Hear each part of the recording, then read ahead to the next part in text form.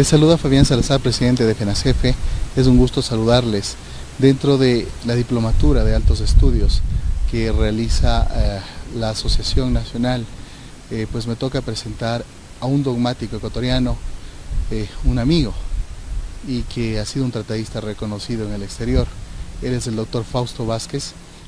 El doctor Fausto Vázquez, quien ha escrito obras en derecho penal, como la sustanciación del proceso penal, el documental en materia penal.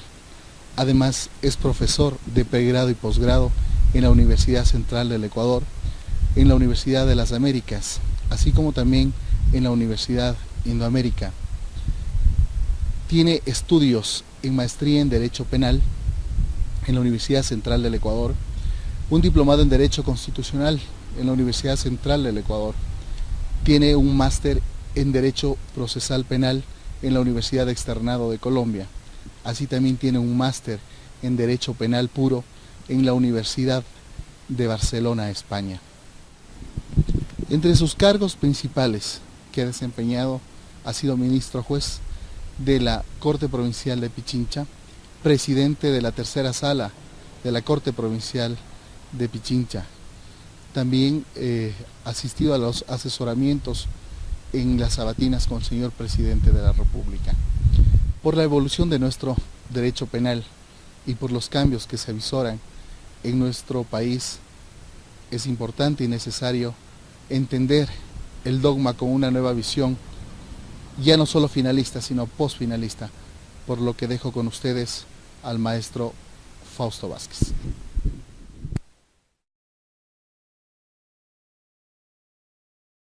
¿Comenzamos? Bien, como exordio y proemio a mi intervención, debo agradecer a la Fiscalía por haber contado con mi contingente. Siempre es grato si en algo uno puede contribuir al quehacer académico. En esta oportunidad voy a referir uno de los temas muy importantes a mi juicio. Ciertamente los temas que se van a referir son temas eminentemente conceptuales, están relacionados con el derecho penal en la parte general. El derecho penal ha sido uno de los puntales de mi vida profesional y personal. Personalmente me ha permitido encontrarme en diferentes escenarios del mundo del derecho penal. He tenido el privilegio de encontrarme en diferentes aulas de diferentes universidades del mundo. Tengo en esta oportunidad que agradecer a mis maestros Santiago Milpus, Jesús María Silva Sánchez y Miguel Chucorcoy, pues tratadistas del derecho penal reconocidos en el mundo entero. Antes quisiera referirme a la realidad actual del derecho penal y esa realidad que he venido de alguna forma heredando el tiempo pretérito o una realidad pretérita jurídica del derecho penal ecuatoriano. He podido dar cuenta que en los últimos tiempos y hoy en la actualidad, ahora que he retornado a un masterado que vengo llevando efecto en Barcelona, en España, he podido dar cuenta que el principio de legalidad sustantivo está reformándose. Ciertamente el principio de legalidad procesal en tiempo pasado, en el 2008, tuvo una reforma, en marzo del 2008 me parece, si no me equivoco, tuvo una reforma minúscula. Esas reformas, desgraciadamente en el derecho penal ecuatoriano, y que no es la excepción en Ecuador, estas reformas pueden advertirse en América Latina, en América del Sur y parte del norte de América. Se ve reflejada una gran influencia del derecho penal europeo. Esto de alguna forma constituye lo que se conoce como una tautología, es decir, adaptar las realidades sociales ajenas a nuestra realidad social para imponer realidades jurídicas que también son ajenas a nuestras realidades jurídicas. En su momento, en el desarrollo de este tema, también estaremos tratando el tema del incremento de las penas. Este es uno de los temas que he escuchado por término de los medios de comunicación que se pretenden incrementar las penas, a mi juicio de una forma inconsulta. Hay que dar cuenta que cuando se pretende reformar las penas hay que advertir la vigencia de la teoría retributiva o la teoría preventiva. O bien la pena reconoce la vigencia de la retribución, o bien la pena reconoce la vigencia de la prevención. Esa es una discusión doctrinaria, es una discusión que está sujeta a la realidad social de cada sociedad democrática, en los países democráticos. ¿Por qué nuestro principio de legalidad sustantivo penal y nuestro principio de legalidad adjetivo penal no han podido alcanzar la reforma que exige la sociedad? ¿Qué pasa con la política criminal? ¿Qué pasa con la criminología? ¿Qué pasa con la sociología criminal? ¿Qué pasa con la dogmática criminal? Estos temas también los analizaremos en esta sesión. ¿Qué es el derecho en sí? Recuerdo que hace unos días yo dialogaba con un asambleísta y él me manifestaba que me hablaba del derecho penal en un sentido general y sustentaba a su juicio la vigencia del derecho penal en la reforma del Código Penal. Y yo le mencionaba que esa reforma del Código Penal es una reforma al principio de legalidad sustantivo penal. El Código Penal, como todos sabemos, es una norma con estructura de regla, y la norma con estructura de regla obedece a la dirección que determinan los principios. Y yo le comentaba y le decía y afirmaba que el proyecto de ley que se prestaban a presentar los legisladores o los asambleístas, a más de administrar el principio de legalidad del legislador a través de ese medio, de la propuesta de las reformas, ese proyecto de ley no contiene en sí un derecho.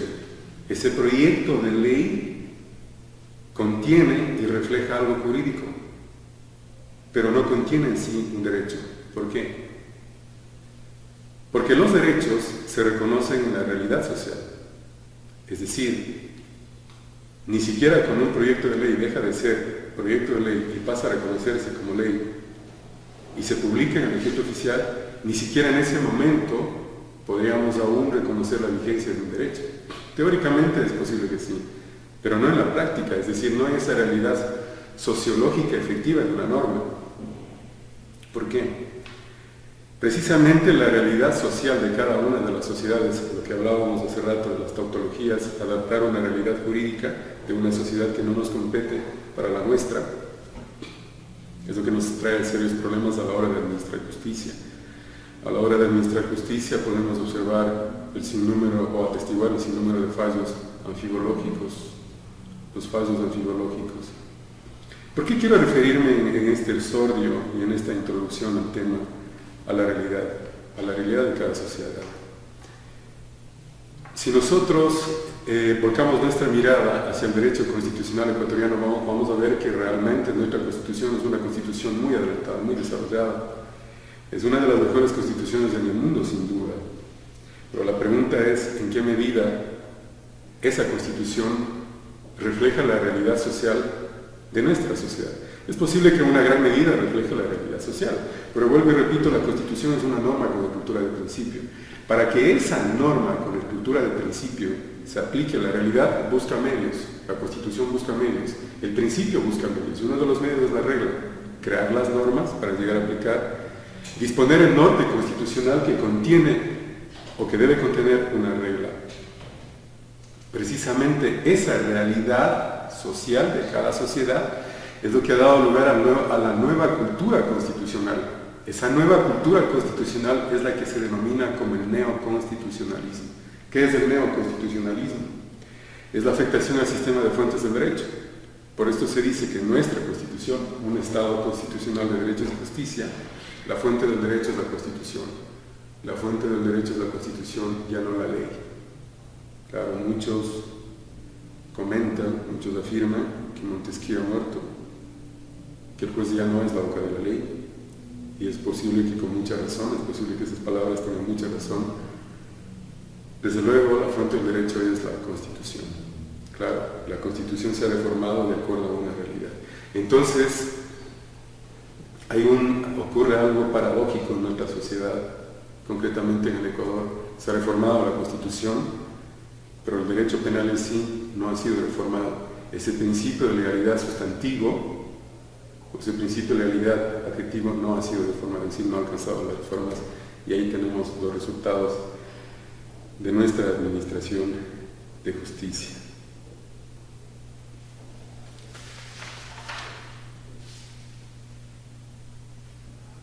Por último,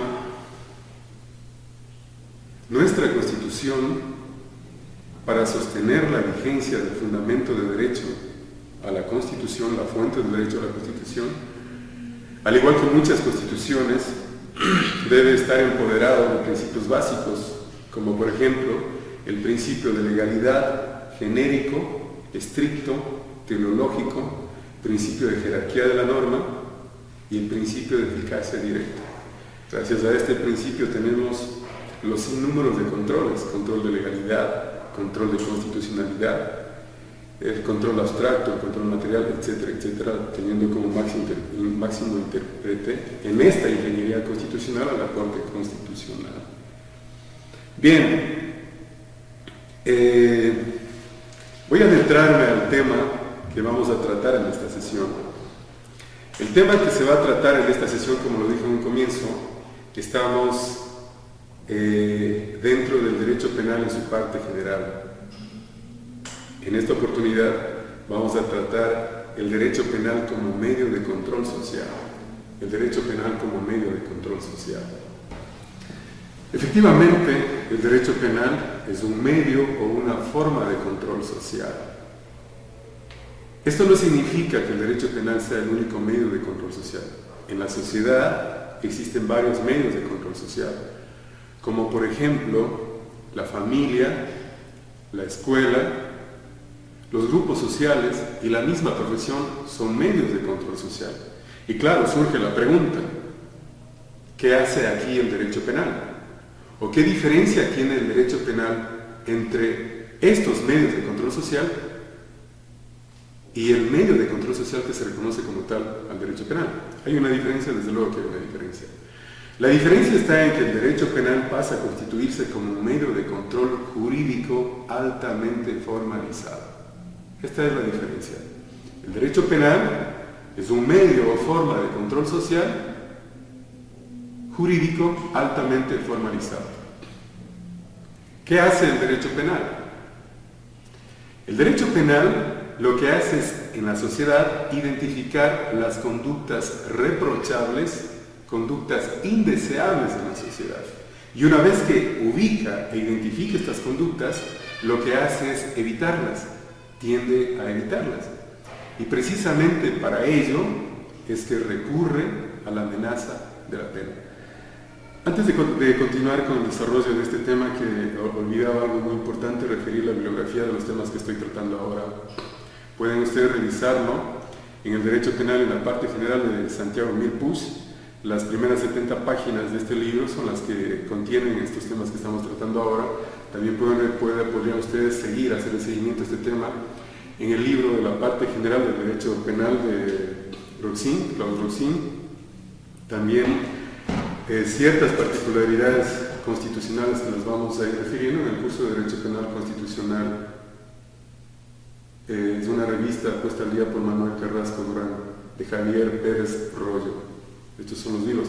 En todo caso, también podrían consultar el libro de Derecho Penal en su parte general de Muñoz Conde, de Carrasquilla, de Jesús María Silva Sánchez, desde luego.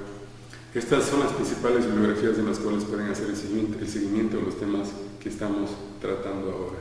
Bien, decía entonces, continuando con la exposición, decía entonces que el derecho penal pasa a constituirse como un medio de control social, un control jurídico, hace un control jurídico altamente formalizado, que lo que hace es identificar la conducta en la sociedad, identifica la conducta indeseable, la conducta reprochable, para luego evitarla, y para evitarla recurre a la amenaza de la imposición de la pena. Hasta ahí. Hay que tener presente, esto a mi juicio que vamos a referir ahora es muy importante. El derecho penal dentro de los controles sociales contiene una de las sanciones más graves, es decir, la pena. El derecho penal ofrece penas y medidas de seguridad como medios de evitación de conductas peligrosas. Esto es importante. Ofrece las medidas de seguridad, las penas, como medios de evitación de conductas peligrosas. Ahora bien, esa característica del derecho penal de ser un medio de control social y contener una de las sanciones más graves es lo que le reviste de importancia, al punto que llega a constituirse como una de las parcelas más importantes para el poder estatal. Una de las parcelas más importantes para el poder estatal. Entonces aparece el Estado empoderándose de este medio o forma de control social. Aparece entonces el poder estatal asumiendo el poder punitivo. Aparece el poder estatal asumiendo el poder punitivo. A este poder punitivo, desde la Revolución Francesa, se exigía que se le ponga un límite. Y claro, ¿por qué este